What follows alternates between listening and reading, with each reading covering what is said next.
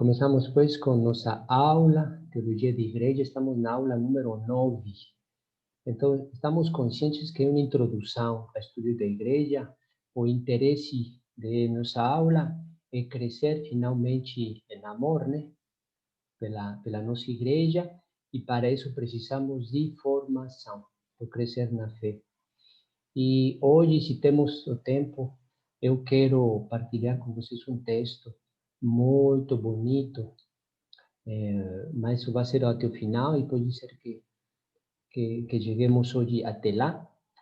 E é um texto da Comissão Teológica Internacional sobre Jesus Cristo. Mas antes de chegar a esse documento, então vamos entrar hoje no que chamamos a fundação da Igreja. Aí vai ser um tema um pouco, tem muita controvérsia, né, nesse tema da fundação da igreja, e eu quero entrar um pouco, não muito, só dar algumas dessas questões que se colocam e que hoje, de alguma maneira, já nascemos respirando essas questões, né? E que são várias entre elas, pois nos levam justamente a colocar em dúvida é que realmente Jesus Cristo tinha a intenção de fundar a igreja, né? É que Jesus Cristo tinha consciência de fundar a igreja. Então, eu quero entrar um pouco justamente nessa controvérsia para abrir bem os olhos e receber o que a sã doutrina nos dá, o que nossa igreja nos comunica como sendo o dogma de fé, né? Mas, então, eu quero tomar um tempo para colocar alguns elementos dessa controvérsia e de onde vem, né? Por que se coloca assim essa questão de se realmente Cristo fundou a igreja? É que ele tinha consciência de fundar a igreja. Agora, coloquemos igreja, vejam só que a amplitude dessa questão, porque o que hemos visto, e se damos ousamos dar uma definição de igreja, então, o que sabemos que a igreja é uma comunhão com Deus, uma comunhão dos homens da terra com aqueles que já participam da glória de Deus. Então, essa comunhão, vamos a chamar assim, igreja. Então, nessa comunhão é que Cristo tinha consciência de estar fundando essa comunhão entre os homens da terra e aqueles que já gozam da participação de Deus.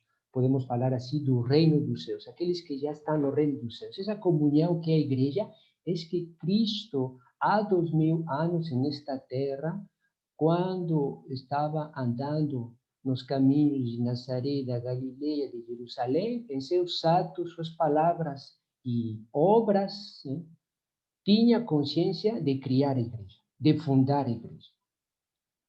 É que a fundação da igreja remonta à vontade de Jesus, né, ou somente é um efeito da evolução? Quer dizer, uma evolução que vem depois com os apóstolos, das comunidades primitivas, e aqui, como falam alguns sociólogos, é uma evolução sociológica, um efeito da evolução sociológica, falam. Então, a igreja, segundo alguns autores, não foi fundada realmente por Jesus Cristo, sino foi uma evolução. Então, como dar conta?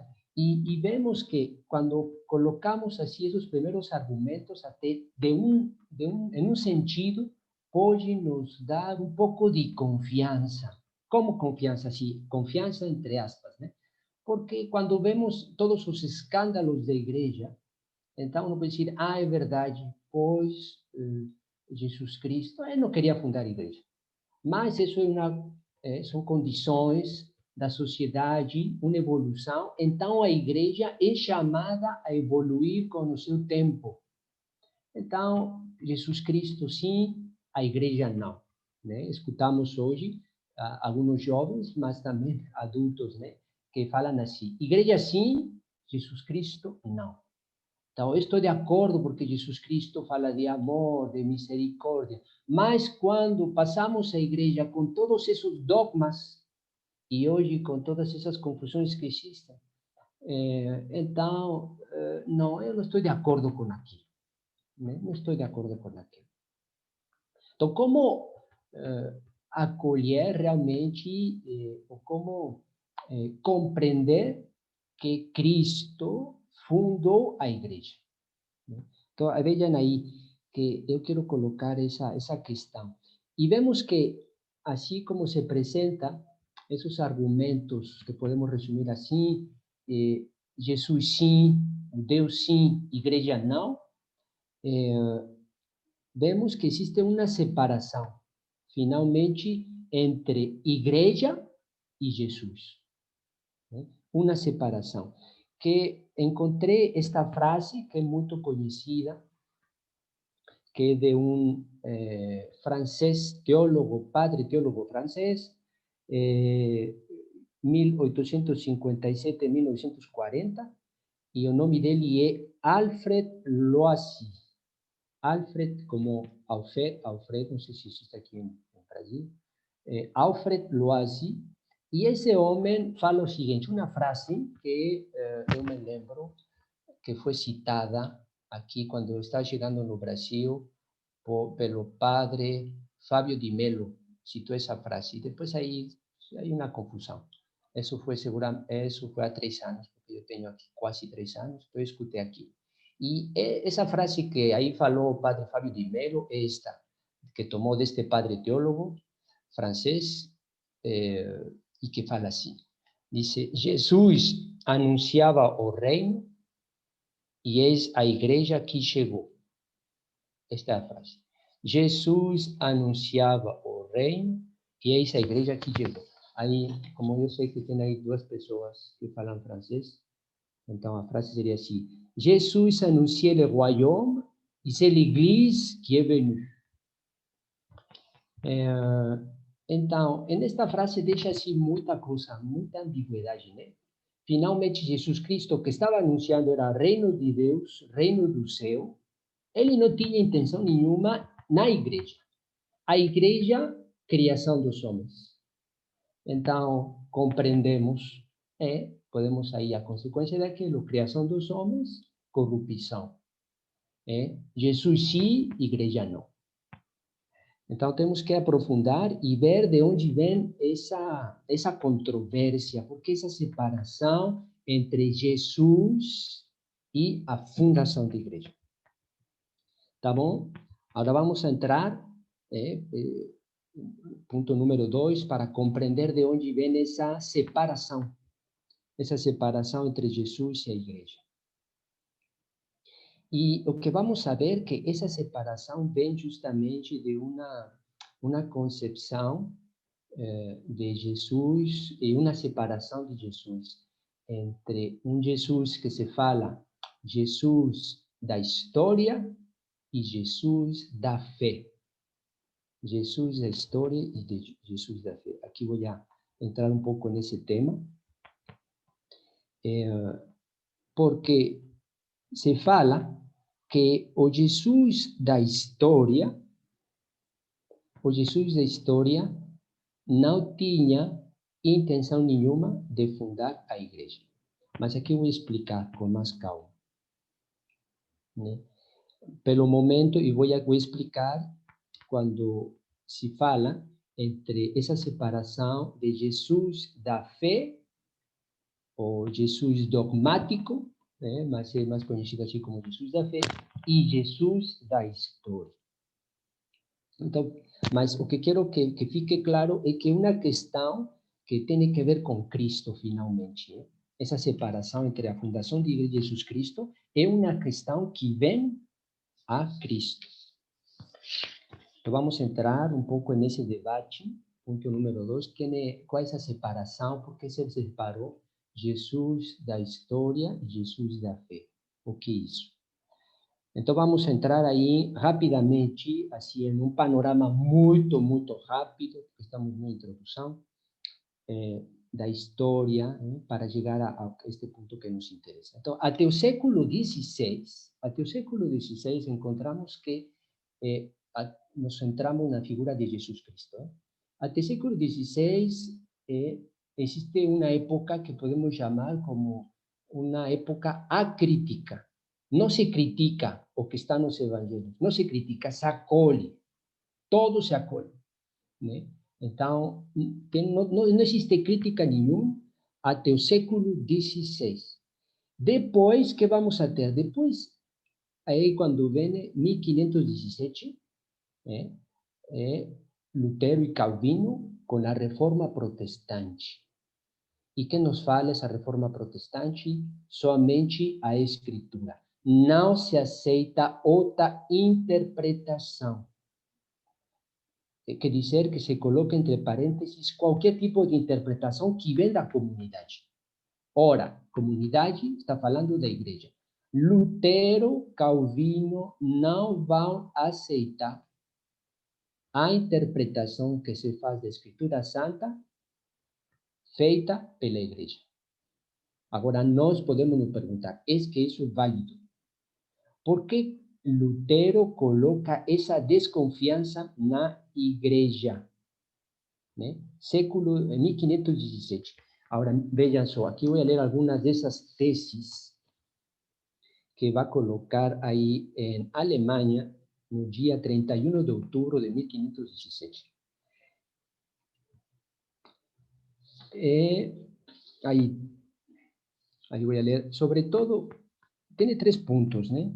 Aqui sobre todo vou a aquele que nós mais conhecemos, que provocou a revolta de Lutero, e que são os abusos de membros da igreja. Mas mesmo esses abusos, aqui encontrei outro texto interessante, que está um pouco em contradição com aquilo.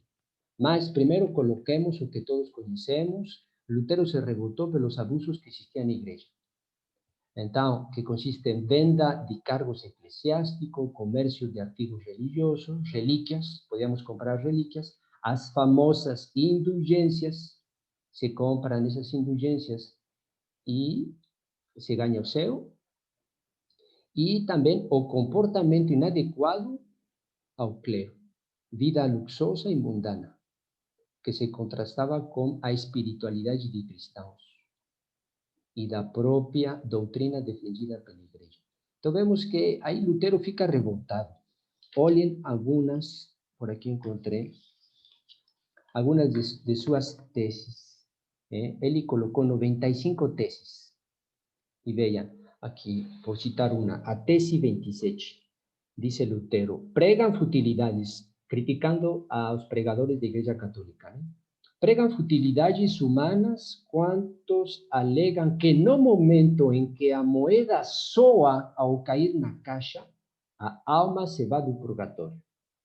Então, hoje, se se pregasse isso, uno ficasse revoltado, né? Diz, como? Então, você vai salvar uma alma de purgatório na medida de sua oferta. E ainda escutamos em outras igrejas que não são católicas isso, né? Outra, veja, outra tese. Por que o Papa, cuja fortuna é maior do que a dos ricos crassos, não constrói com seu próprio dinheiro a Basílica de São Pedro, em vez de fazê-lo com o dinheiro dos pobres fiéis? Estão vendo? Então, aí, e parece ser que essas teses ainda respiramos aqui, não é? Quando estamos criticando as riquezas do Vaticano e não sei o quê, por que não vendem aquilo e dão aos pobres, e a mesma história que escutamos, né, ou que respiramos? Vejam, aqui encontrei estes pontos de Lutero sobre sua doutrina, ou a doutrina luterana. Aí, resumido em 5 pontos. Primeiro, diz: somente a fé em Deus salva as pessoas. Só a fé salva. Sabemos que Lutero tinha uma grande estima pela carta aos Romanos. Então, diz: só a fé salva. Então, não interessa. Se você está destinado à salvação, você fica, está bem. Mas se você está destinado à condenação, mesmo se você faz atos, então já está condenado. Somente a fé salva. 2. A Bíblia, por meio da qual Deus se revela, é a única fonte realmente confiável. Só a Bíblia e minha consciência, fala Lutero. Só a Bíblia e a minha consciência. é o que tinha falado há um momento, ele vai criticar qualquer tipo de interpretação. Porque o clero me está pedindo indulgência, está comprando indulgências e tudo aquilo, eu não posso aceitar isso. Então, essas interpretações desses concílios não me interessam, o que me interessa só é a Bíblia. Aqui fala, vai dar o verdadeiro, vemos que para os luterianos, assim o sacramento que existe por excelência é o batismo, né? E aí a Eucaristia, para eles, não é a mesma coisa que nós sabemos. Para os protestantes, não é a mesma coisa. O culto aos santos e a infalibilidade do Papa não tem fundamentos. Então, vejam só, dizer que o Papa não tem autoridade nenhuma sobre algum tipo de dogma de fé.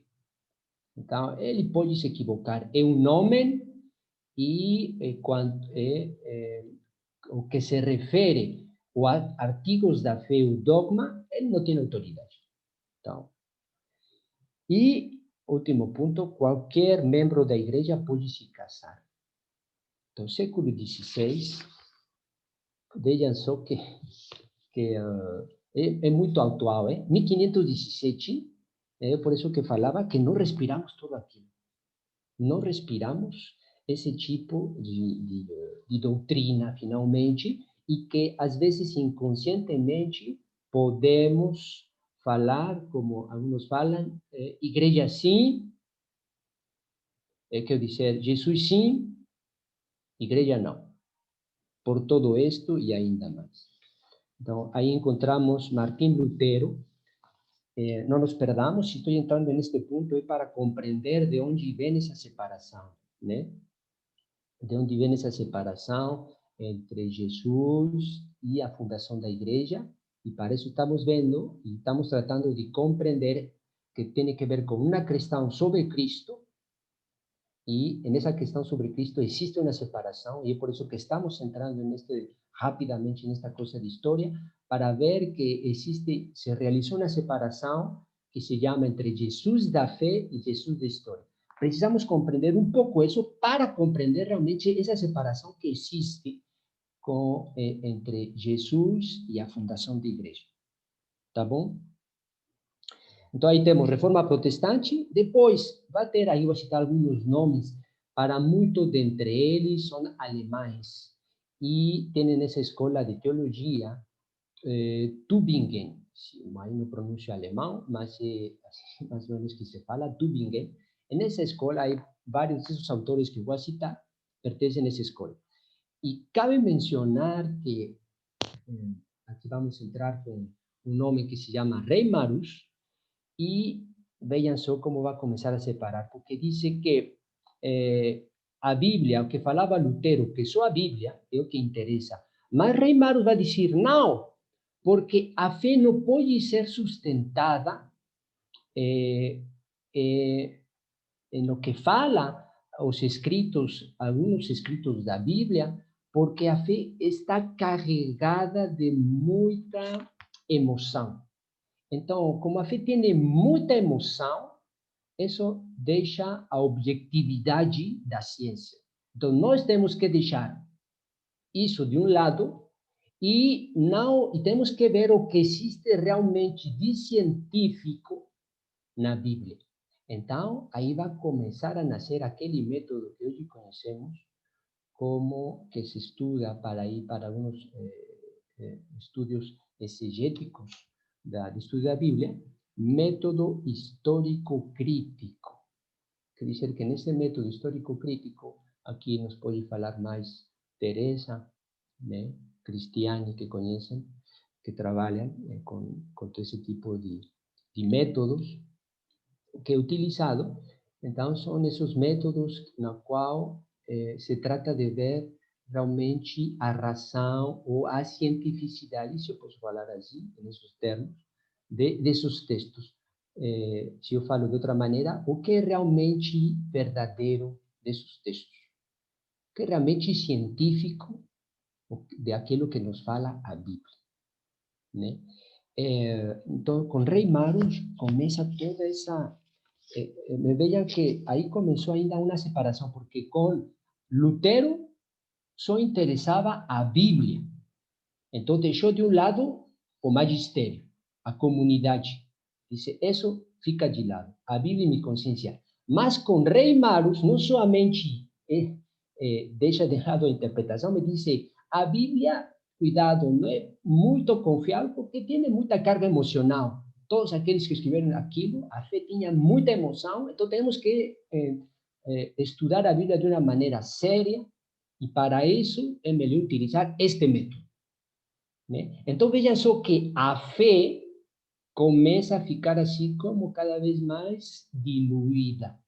Né? Desses textos sagrados, a fé começa a esses dois movimentos, e nós podemos perguntar, é que Lutero tinha razão de fazer aquilo? É que Lutero tinha razão de só considerar a Bíblia e sua consciência, sem considerar a interpretação da comunidade? E dois, é que Rei Maros, tratando de aplicar sua razão de uma maneira científica, é que ele tem razão de tirar todos os elementos sobrenaturais da Escritura Santa e tratar de interpretar, porque vejas que já está interpretando a partir de seu método científico esses textos. Então vejam como aí destaco que é a fé que começa a se diluir. Está algo aí que se está afastando, né? De o que nós, os fiéis cristãos tinham recebido. Se está afastando por entrar nessa toda essa controvérsia, né? De como abordar realmente. Va a tener otro autor que se llama Strauss y aplicando el mismo método así de científico, método histórico crítico, él quiere desmisturar o histórico do que mitológico. Dice que en la Biblia existe mucho mito. Entonces, mito significa fantasía. Entonces, fantasía, tirar y fiquemos con aquilo que es real, né? Mito e fantasia tira. Fiquemos com histórico. E vejam só que aí, nesse contexto, é quando começa a fazer essa separação entre Jesus da fé e Jesus da história. Como assim? Porque estes autores admitem todos, como hoje sim que admitem, que esse homem, Jesus de Nazaré, existiu. Não somente a Bíblia fala, mas tem outros textos pagãos, históricos, que falam da existência desse homem. Então, estes homens chamam esse homem que realmente existiu, Jesus da história. E quando se fala Jesus da fé, eles querem dizer que esse Jesus foi criado pelas comunidades primitivas. Esse Jesus não existiu, foi criado pelas primeiras comunidades, né? Quer dizer que, e aqui este Strauss, por citar este autor, fala que é o dogmatismo da igreja que criou esse Jesus, né? Quer dizer, é aquele Jesus que se nos fala nos evangelhos, é aquele Jesus nos quais os apóstolos criaram o anúncio, mas esse Jesus não existiu, né? Esse Jesus significa algo para o mundo, sim, como tipo uma força espiritual que flui dele. Mas não significa nada mais, não podemos fazer de esse Jesus da fé com um homem como nós, não. E aqui vai até dizer, este autor, não interessa se ele existiu, realmente.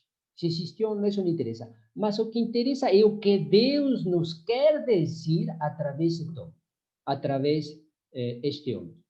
O que nos interessa é o que Deus quer me dizer. Que é o mensagem que me querem falar através, aqui eu vou colocar esta palavra, do mito Jesus. Quer dizer, do Jesus da fé, que estes teólogos estudiosos exegetas já separam. Então, vejam só que aí já fica mais claro essa separação que estamos tratando de compreender entre Jesus da história, esse homem que realmente existiu e que podemos encontrar não somente através dos escritos da Bíblia, que guarda muito mito, mas também em outros escritos. E que é diferente esse de Jesus da história de Jesus da fé. Jesus da fé, que foi criado pelas comunidades primitivas, né? Agora, uma vez feita essa distinção, voltemos ao que eles chamam esse Jesus que realmente existiu, ou Jesus da história. Voltemos a esse Jesus e nos perguntamos, é que esse Jesus da história, quer dizer, aquele que ele, segundo ele, realmente existiu, é que ele tinha consciência de ser Deus? É que esse Jesus da história tinha consciência de sua missão, de sua morte salvadora? É que Jesus, esse Jesus da história, aquele que realmente existiu, segundo estes autores, tinha a intenção de fundar a igreja. E eles vão falar, não. Esse Jesus da história não tinha intenção nenhuma de fundar a igreja. Então, aí vemos que como se operou essa separação. Então, quando se coloca, é que Jesus, aí não nos fazem todas essas distinções que acabamos de fazer, é que Jesus tinha a intenção de fundar a igreja. Tinha consciência, quando estava aqui andando, de criar a igreja. Então, segundo estes autores, você vai chegar a dizer, não. Esse homem não tinha consciência de ser Deus, foi aos poucos que, tipo, como que encontrou um tipo de revelação, e vários dentre eles falam que foi o batismo, como que ele se descobre como filho de Deus, e que a missão que ele tem é como se aos poucos está descobrindo essa missão. Mas esse homem que andou aqui nesta terra não tive consciência desde idade, desde criancinha, não tinha consciência de ser Deus, né? Isso foi criado pelas comunidades. Então, se esse homem que existiu realmente, que é chamado Jesus de história, não tinha consciência de ser Deus, não tinha consciência de sua missão, não tinha consciência de fundar a igreja, esse homem não fundou a igreja. Logo, a igreja criada pelos homens. E aí entendemos aquela expressão de Alfred Loisy, Jesus anunciava o reino, Jesus anunciava o reino, e eis que a igreja aqui chegou. Cristo não tinha intenção nenhuma, ou Jesus histórico não tinha intenção nenhuma de fundar a igreja. Não tinha intenção. O único que ele estava anunciando era o reino de Deus. Vejan só, es que aquí en estos puntos, antes de pasar a seguir con nuestro tema, existen preguntas sobre esa separación, sobre esa controversia entre Jesús, si fundó a iglesia, y esta separación vimos que tiene que ver con a pessoa mesma de Jesús, ¿no? Que aí é onde existe essa separação, quando eles alegam essa separação entre Jesus da fé, criado pelas comunidades, e Jesus da história. É que aí tem perguntas.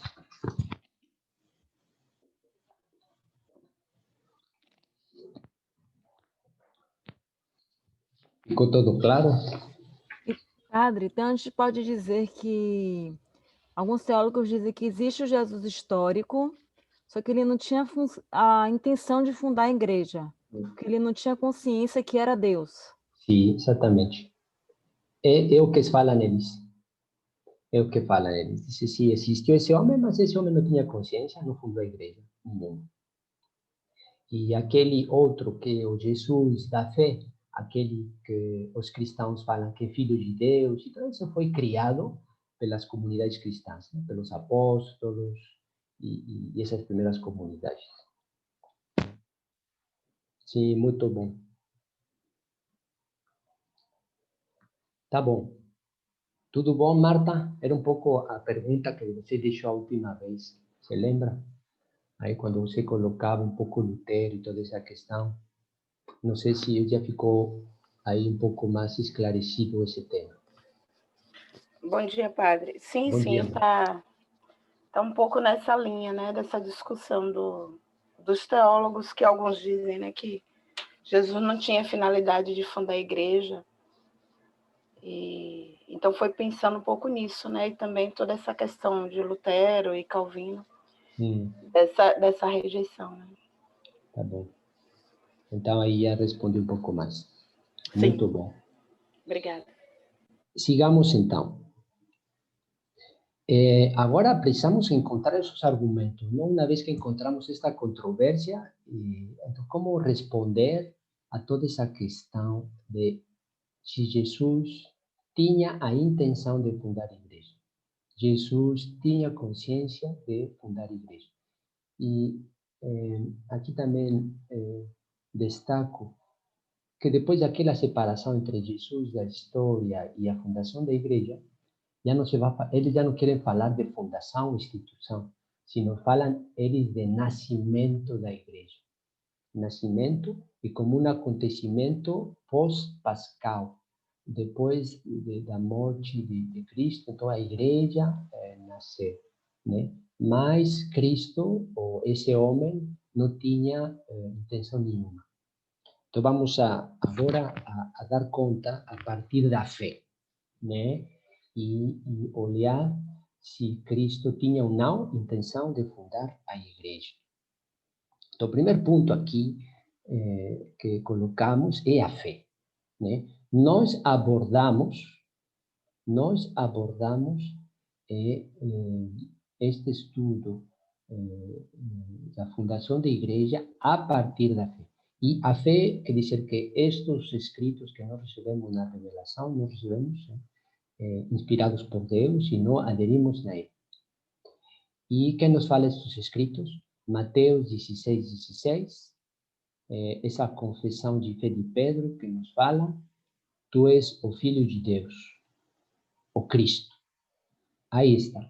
Então, é a partir dessa fé que nós vamos a procurar nesses textos, tomando, não como Lutero, que dizia só a Bíblia, sabendo que a Bíblia mesma tem muitas contradições, né?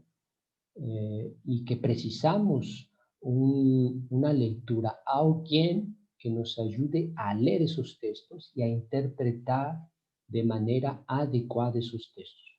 Então, pretender encontrar um Jesus como purificado de todo o prisma é um erro.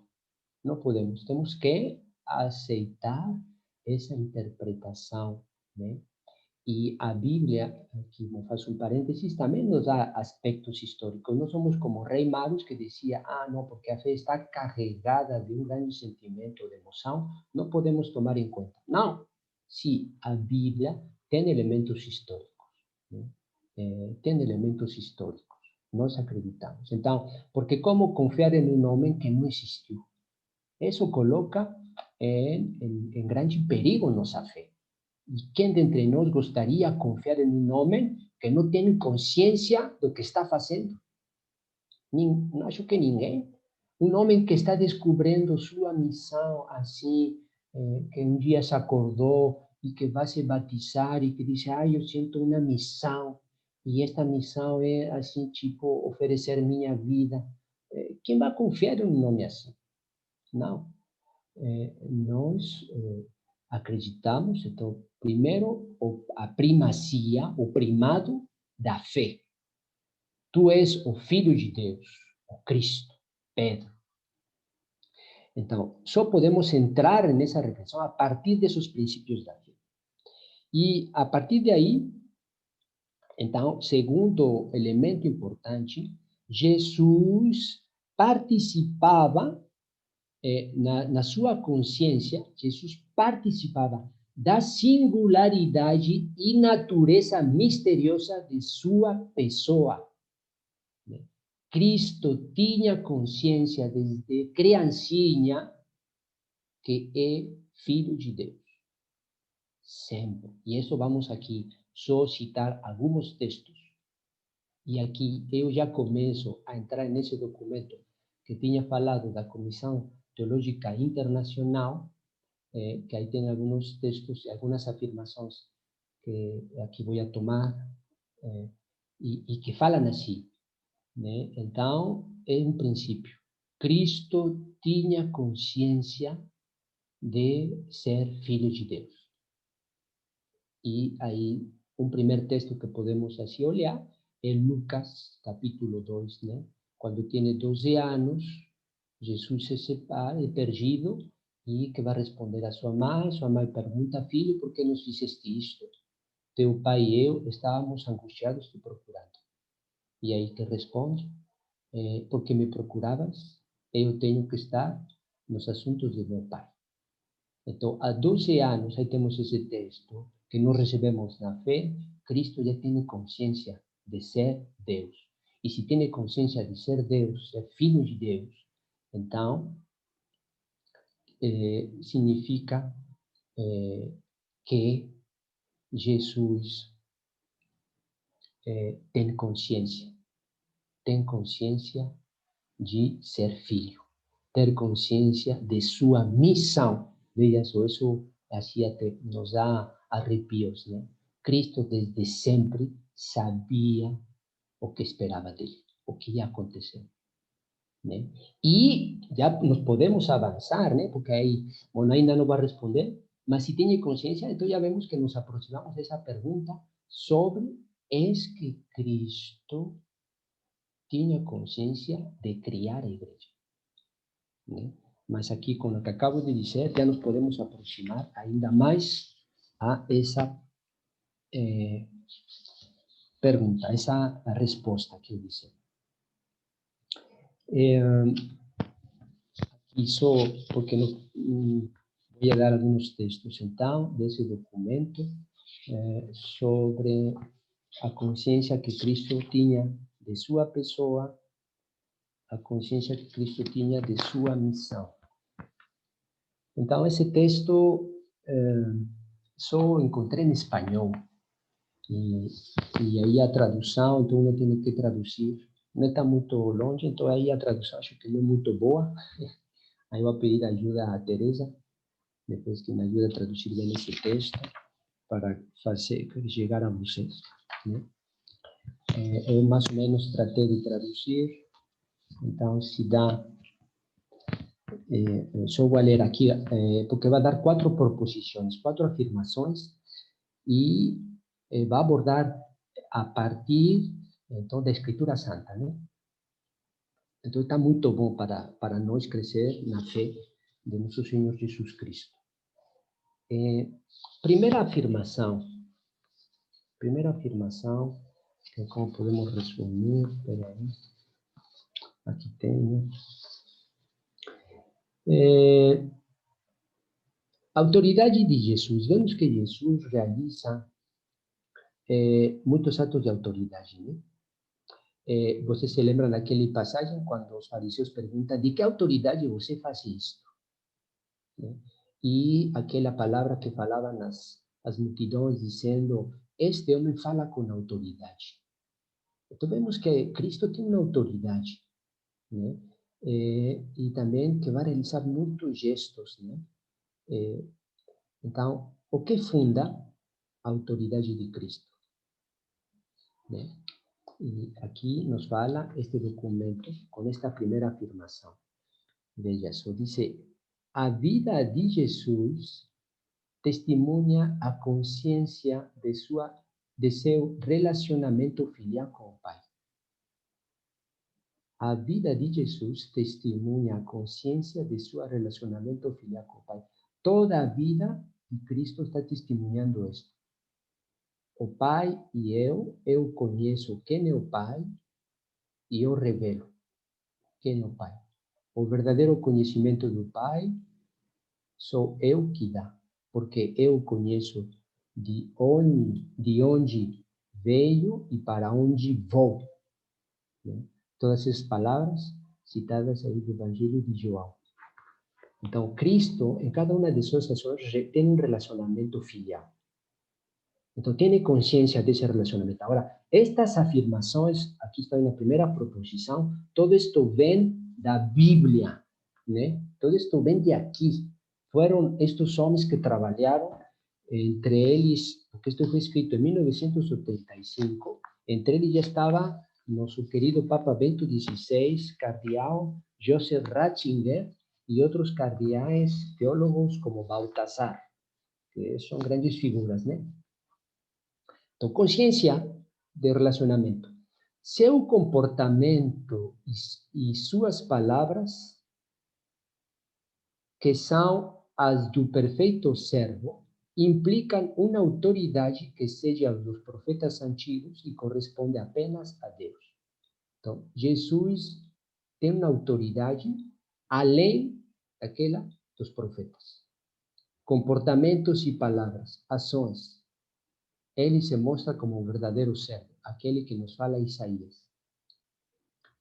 Jesus, sigue na primeira proposição, Jesus tirou essa autoridade incomparável de seu relacionamento exclusivo com Deus.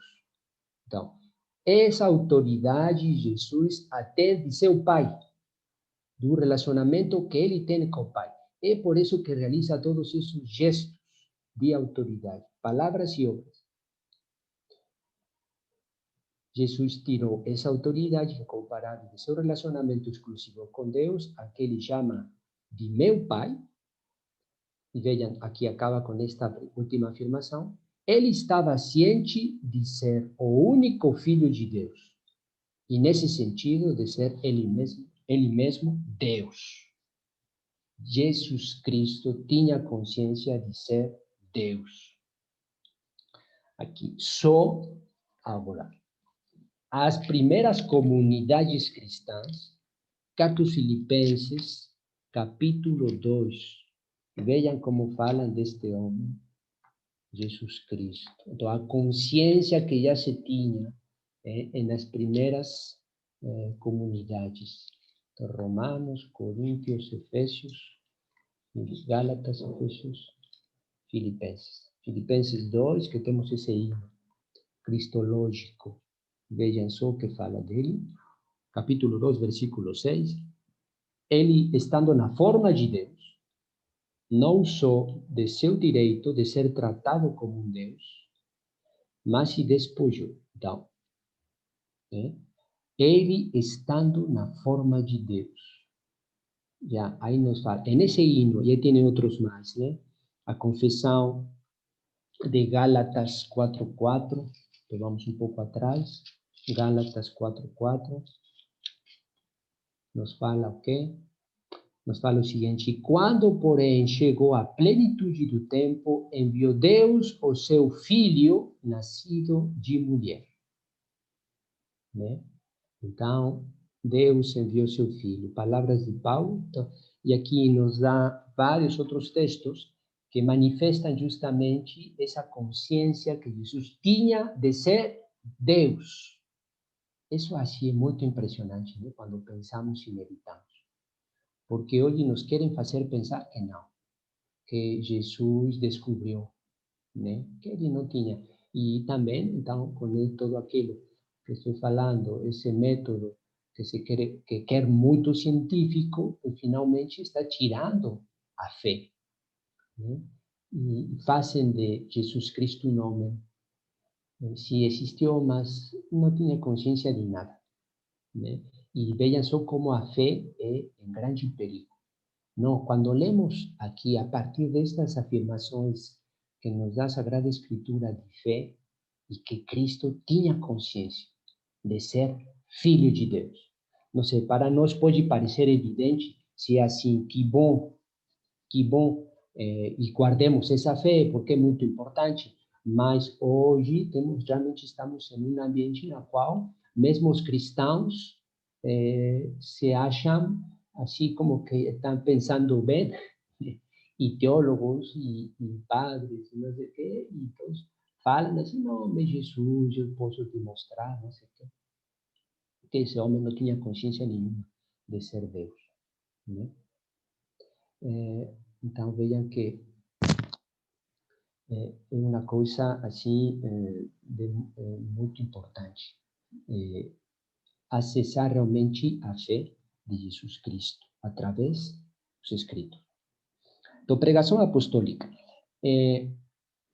Mas também os evangelhos sinópticos, Mateus, Marcos, Lucas, nos dão essas afirmações que Jesus é filho de Deus, e que tem um relacionamento muito particular com Deus, ao qual chama de Pai. João também.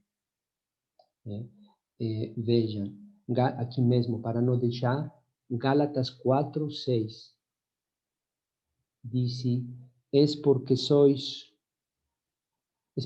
filhos, enviou Deus aos nossos corações o Espírito de seu Filho que clama, Abba, Pai.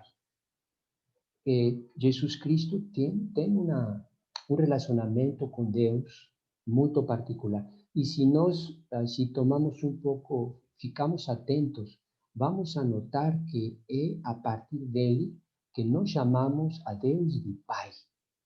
É com ele que realmente foi um revolucionário Cristo, Jesus Cristo, de chamar Deus Pai. E vemos que isso irritava, e os homens de seu tempo ficavam muito nervosos, agressivos, e podemos dizer que ele os levou à crucifixão. Esta afirmação, ele, Deus, é meu Pai. E eu conheço meu Pai. Tem um relacionamento exclusivo, único, entre ele e Deus. Né? E nós entramos nesse relacionamento, porque vai fazer uma distinção, veja, em João 20:20, João, vamos ao Evangelho de João, no final, João 20:20, veja o que fala sobre esse relacionamento. E fala o seguinte, disse, então estamos na ressurreição, Tendo dito isso, Jesus mostrou-lhe as mãos e o lado. Os discípulos, então, ficaram cheios de alegria por verem o Senhor. 20:17, é antes. Sim. Dice, Jesus lhes disse, não me toques. Está com Maria Madalena. Não me toques, pois ainda não subi ao Pai. Porém, vai, a meus irmãos e disse-lhes, subo a meu Pai e vosso Pai, a meu Deus e vosso Deus. Cristo tem um relacionamento único com Deus Pai. Único. E vejam aqui quando fala, então, meu Pai e vosso Pai.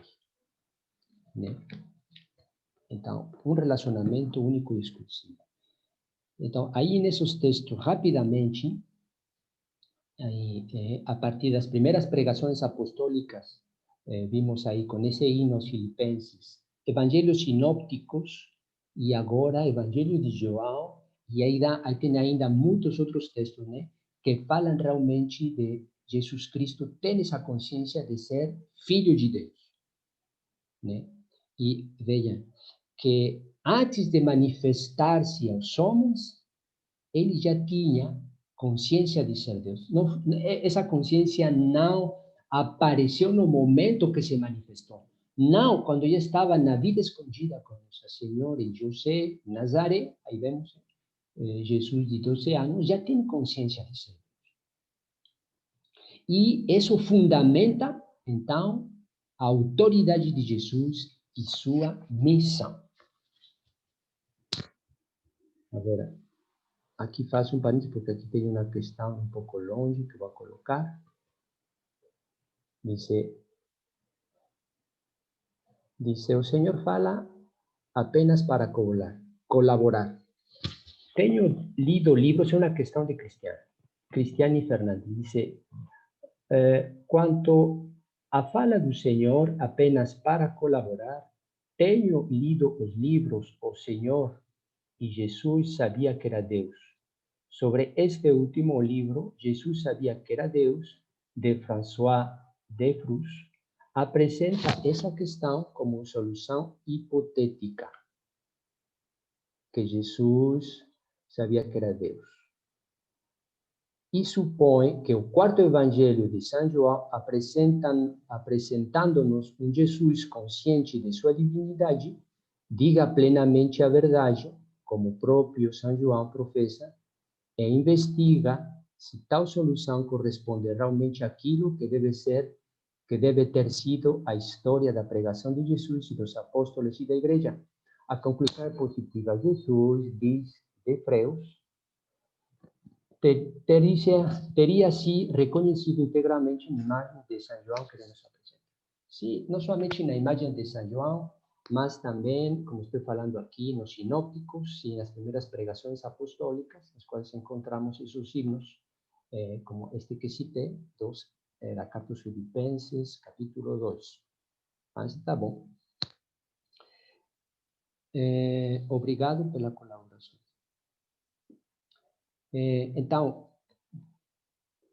é que aqui, bom, vamos entrar um pouco nessa segunda proposição, ainda um pouco mais de tempo. Existem perguntas nisso? Sobre esta primeira proposição que nos dá este documento, sobre que Cristo realmente tem esses textos que nos falam que tem consciência desse relacionamento. E aí também resulta algo assim muito interessante que nos fala Ratzinger, na sua obra, no prólogo de Jesus de Nazaré. Aí fala que existe um dado histórico e que esse método crítico histórico não pode deixar de lado, que é, vamos falar assim, científico, e que Jesus tem um relacionamento especial com Deus como Pai. E esse dado é histórico, quando Jesus chama a Deus de Pai. Então, isso é muito... Aí, se vocês têm esse... Me parece que na internet podem encontrar, né, esse livro gratuitamente. Leiam um pouco as primeiras as páginas do prólogo. E aí vai falar sobre esse aspecto, né, de Jesus e esse relacionamento com seu Pai, e isso é dado histórico. É dado histórico. Tem perguntas antes de entrar na segunda proposição? Professor, padre. Quem fala? Aqui é Dejanira. Dejanira. É o seguinte, Jesus, ele tinha consciência de ser Deus, né? Com aquela intimidade, como o senhor falou, que Cristo tem um relacionamento com Deus muito forte. Ele tinha consciência de ser Deus. Mas aí eu me pergunto, por que quando ele foi crucificado, ele perguntou assim, por que me abandonaste? É verdade. Então, vejam só, muito obrigado, Janira. Sim, aí vemos que existem como tipo contradições, né? E vejam só que essa questão é muito forte. Porque ele tinha consciência. Ele tinha consciência de ser Deus. Então, ele tinha um relacionamento único com Deus Pai. E o que aconteceu na cruz? O que aconteceu na cruz? Que vai até falar do abandono do próprio Deus. Então, só para citar, aí tem outras brigas ou controvérsias teológicas nas quais, as quais falam que Jesus Cristo, para ser realmente homem, então, ele tinha fé. Mas como vai ter a fé se ele tem consciência de ser Deus? Então, porque a fé faz parte vamos dizer, de nossa condição terrena, de que não temos a visão de Deus. Então, nós todos ficamos na fé, estamos na promessa e seguimos. Então, não temos essa visão. E então, uns dizem, não, Jesus, para ser realmente homem, porque é homem verdadeiramente, ele deveria ou tem que ter a fé. E outros teólogos dizem, não, não pode ter a fé. Mas, se você me espera um pouquinho, aí, bom, o único que destaco é essa palavra misteriosa que você acaba de falar, né? Mas vou a procurar aí em Tomás de Aquino, porque Tomás de Aquino me parece que aí toma uma questão sobre isso, né? Se Jesus tinha fé ou não, e o que aconteceu nesse momento de grande escuridão. Mas aí podemos já dar assim uma luz sobre aquilo que Cristo tem consciência, mas vejam que fala este hino, o Filipenses, né, que acabo de falar, capítulo 2, vamos a seguir lendo esse hino cristológico, e fala assim, capítulo 2, versículo 6, ele estando na forma de Deus, não só de seu direito de ser tratado como um Deus, mas se despojou, tomando a forma de escravo, tornando-se semelhante aos homens e reconhecido em seu aspecto como um homem, abaixou-se, tornando-se obediente até a morte sobre uma cruz. Tomando este hino, então parece ser que aí Cristo realmente viveu um momento de muita escuridão, né? É algo assim que ele não poderia estar vivendo, porque Deus não pode estar vivendo aquele momento de grande escuridão. Esse momento de grande escuridão poderia ser vivido por Nossa Senhora. Nossa Senhora, ela estava na fé. Então, quando ela estava vendo morrer seu filho na cruz e se lembrar daquela promessa na Anunciação, quando fala, este teu filho vai ser o rei de Israel e será chamado Filho de Deus Altíssimo. Então vejam que contradição para Nossa Senhora. Ela acreditou, confiou, deu toda a sua fé a esta palavra de Deus. Esse filho, vai conceber o Filho de Deus. E que contradição nesse momento de ver seu filho crucificado, morrendo como condenado, maldito de Deus, porque o livro de Moisés fala, maldito todo aquele que é suspendido na cruz. Então, era um rejeitado de Deus, tinha todo o que estava vendo aí Nossa Senhora, e que contradição sofreu Nossa Senhora. Então, aí ela, podemos falar que estava realmente na fé, ela não tinha visão de Deus. Mas quando nos referimos a Cristo, estamos num mistério, porque ele, segundo Tomás de Aquino, ele não tinha fé, né? E aí o que estamos falando aqui, ele tinha consciência de ser Deus. Mas parece ser que essa consciência ou essa luz beatífica, ou essa visão de Deus que Jesus Cristo tem atualmente e em ato durante toda a sua vida, não ofuscou as trevas que está vivendo na cruz. E parece ser que essas trevas são mais destinadas a viver pela criatura, né? Que não tem a visão de Deus. Então, aí já tocamos um mistério, né? Como você está destacando, Djanira. Aí realmente é um mistério e vemos que como nos aproximar, né?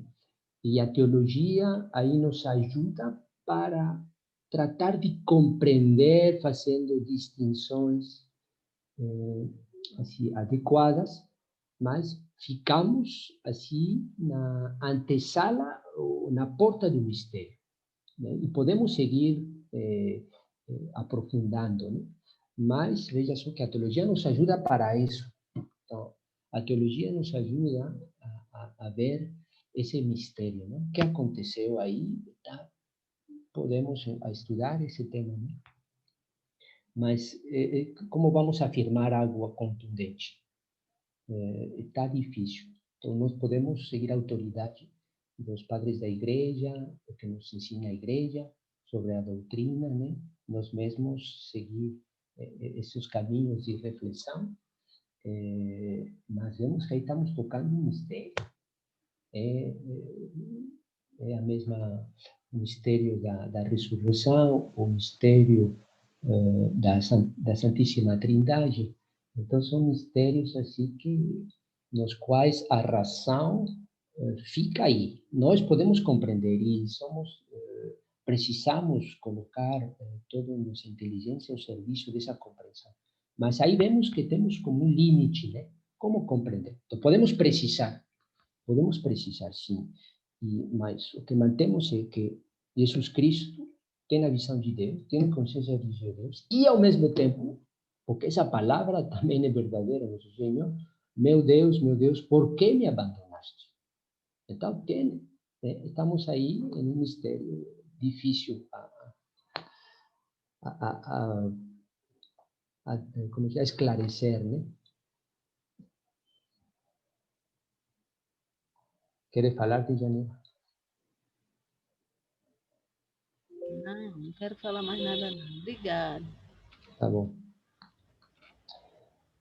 Então, aí vou a procurar um pouco mais. Pues vamos a deixar aqui as últimas perguntas e depois, a próxima vez, seguimos com este tema da fundação da igreja e seguimos olhando essas afirmações, né? Mas aí, para fazer um pouco o resumo, né? Então, vimos que essa confusão existe, que Cristo realmente, ou Jesus, tinha a intenção de fundar a igreja. Então, nos parece que dizem não. E dizem não porque toca a pessoa mesma de Cristo e fazem essa distinção, ou essa separação, é melhor dizer, separação entre Jesus da história, Jesus da fé, e esse Jesus da história que não tinha intenção nenhuma de fundar a igreja. A igreja foi fundada pelas comunidades primitivas e fizeram desse homem histórico, Jesus de Nazaré, ou Jesus da fé, ou Jesus de dogma, criado pelos apóstolos e essas primeiras comunidades. Aquele homem que existiu, ele não tinha intenção nenhuma, e aí vimos essa controvérsia e compreendemos essa separação, e em segundo lugar, estamos então tratando sobre esse tema e nos entramos mais na pessoa de Jesus Cristo, né? E que abordamos a partir da fé. Então, Jesus tinha consciência de ser filho de Deus. Primeira afirmação importante, Jesus tinha consciência do relacionamento único, singular, particular com seu Pai, que chama de Deus, e é um dado histórico aqui. Então, vamos entrar na consciência que ele tinha de sua missão, para entrar na consciência de criar, e vamos saber quais são os fundamentos de Jesus Cristo que funda a igreja. Claro, quando se fala de fundação de igreja, como já tínhamos visto a última aula, e como nos fala o catecismo, não se trata de ver a estrutura como compreendemos hoje, né? Toda essa estrutura jerárquica, não, mas tem uma estrutura permanente, e é o que nos vamos a aproximar. Mas importante para compreender bem essa questão, precisamos passar por isto, né? Sobre esta consciência de Jesus, de ser filho, de sua missão, e da autoridade e da fundação da igreja. Muito bem. Perguntas, comentários? Tudo bom? Tá bom.